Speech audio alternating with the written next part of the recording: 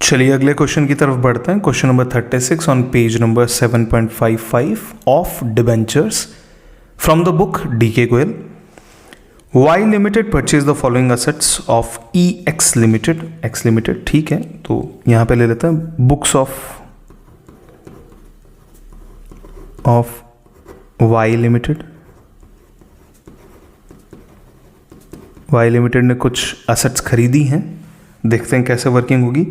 Land and building of 60 lakh, देखिए यहां पे साफ लिखा हुआ है 60 लाख की थी एट 84 लाख।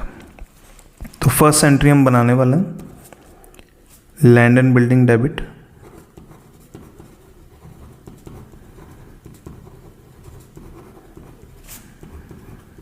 एक सेंटर आइडेंटिफाई कर लेते हैं और ये 84 लाख रुपीज में लिए गए हैं।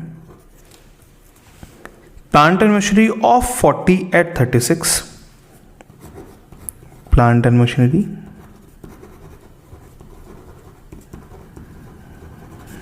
Debit at 36 lakh, done.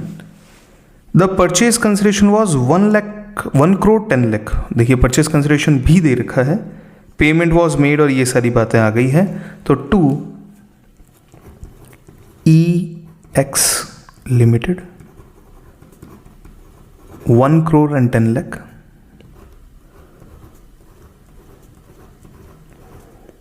ये 1 करोड़ एंड 10 लाख रुपीज जो है वो आपका आ चुका है कंप्लीट वैल्यू। इसी वैल्यू को, इसी परचेज कंसिडरेशन को आपको पे ऑफ करना है, सेटल करना है। E X limited debit 1 crore 10 lakh. अब शुरुआत करते हैं, आगे पढ़ते हैं कैसे कैसे होगा। Payment was made by accepting a bills of exchange in favour of E X limited of 20 lakh. एक बिल्स ऑफ एक्सचेंज है और देख लेते हैं। Remaining bye issue of 8% debentures at premium of 20%। ठीक है, डिस्काउंट नहीं है तो हम ऊपर लिख लेते हैं इसको। यहां आ जाएगा बिल्स पेबल 20 लाख रुपीज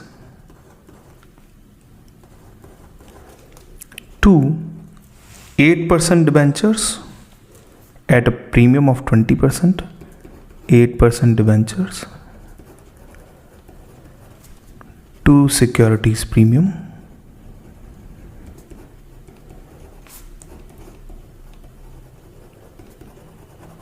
ठीक है।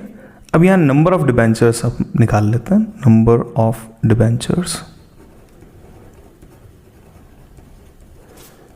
पहले बड़े ध्यान से डिफरेंस निकालते हैं, कितना पेमेंट अभी भी बाकी है, दैट इज ₹90 लाख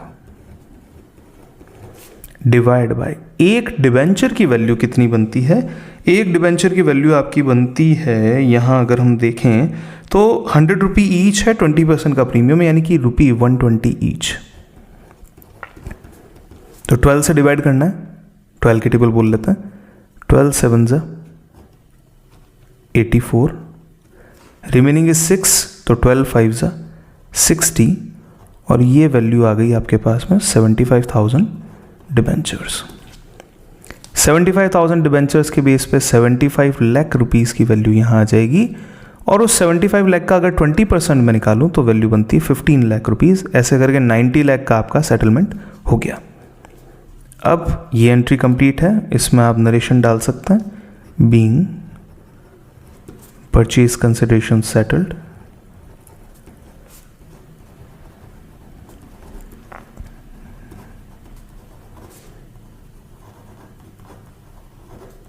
डन।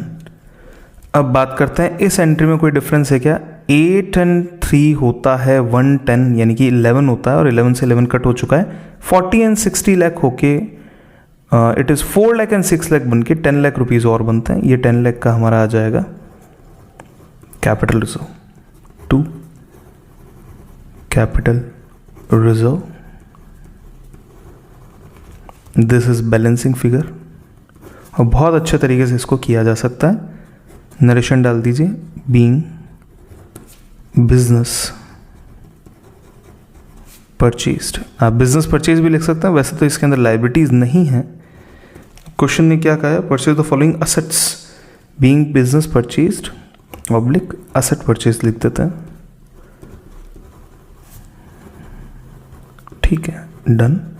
और इस तरीके से हमारे वैल्यूज़ जो है वो कंप्लीट हो जाएगी। अब देखिए कुछ भी यहाँ पे अवेलेबल नहीं है, कोई लॉस था नहीं, उसको राइट ऑफ करने की यहाँ पे ज़रूरत है नहीं, डन। इस तरीके से क्वेश्चन को सॉल्व किया जाएगा। अगर आपको वीडियो अच्छी लगती है और आपको लगता है कि किसी स्टूडेंट के ये काम आ सकती है तो काइंडली फॉरवर्ड द सेम, हर बच्चे को बताइए, ताकि उसे प्रेजेंटेशन करना है। एग्ज़ाम के अंदर कॉपी पोर्ट्रेट मोड में नहीं आती है, जैसी कॉपी में हम रेगुलर बेसिस पे लिखते हैं वैसी कॉपी एग्ज़ाम में नहीं आती, जिसका जो एरिया है वो लगभग इतना होता है। इतने एरिया के अंदर आपकी कॉपी, रेगुलर कॉपी अवेलेबल है। जो एग्ज़ाम की कॉपी है उसकी लेंथ ज़्यादा है। जब उसकी लेंथ ज़्यादा है तो आप उस कॉपी को ढंग से मैनेज कर सकते हैं, जैसे मैं यहाँ पे मैनेज कर रहा हूँ। सारे बच्चे कर सकते हैं। वैसे हम लोग जनरली ग्रिपर पेन को यूज़ में लेते हैं, सेलो ग्रिपर को, ताकि हैंडराइटिंग जो थोड़ी सी पतली हो जाए और एडजस्टमेंट करना आसान हो। आप वैसे किसी भी पेन से कर सकते हैं इसको। अगर आपको लगता है कि चैनल बहुत अच्छा काम कर रहा है तो आप सब्सक्राइब करते जाएं, वीडियोस को लाइक करते जाएं और बहुत अच्छे तरीके से मोटिवेट करते जाएं। Thank you so much for watching this video. Thanks a lot.